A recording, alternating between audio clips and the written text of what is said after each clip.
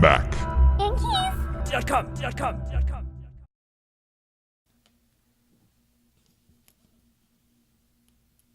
This is an example of the majority of what the keys are on there, like this size right here.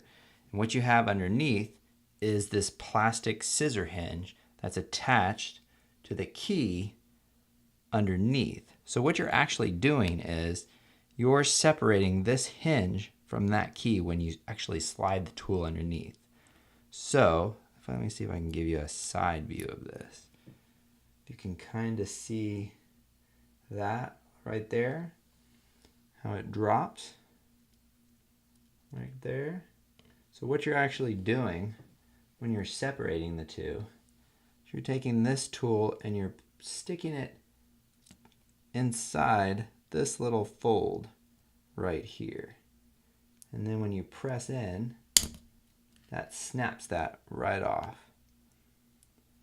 So that's why it's important to go in on the actual sides of it and to think that that fold will be somewhat centered in that key. So if you slide your toothpick, paper clip, or whatever it might be, think that you need to remain in the center of this key. All right, so let's remove the Y key. Take your spudger or toothpick or whatever else you have, pry it underneath the front right here, and you're going to want to pry it up like this. And what we're going to do is we're going to slide this in between right through there.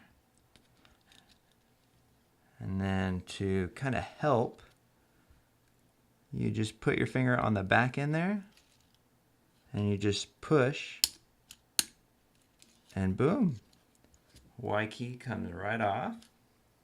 Then to take off the bracket, you will put your toothpick or spudger just inside here like that and lift up, and then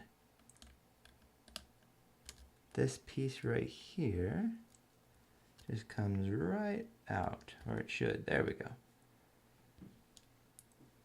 Now to put your Y key back in, you'll take your little bracket, place that bottom first and then top, and it should just click right in. And then to place the key back in, you'll notice that there are some little catches on the inside there, and those just grab onto that bracket when you just put the key on like that. Take your finger and push down, and you'll hear it snap, and you've put the Y key back on.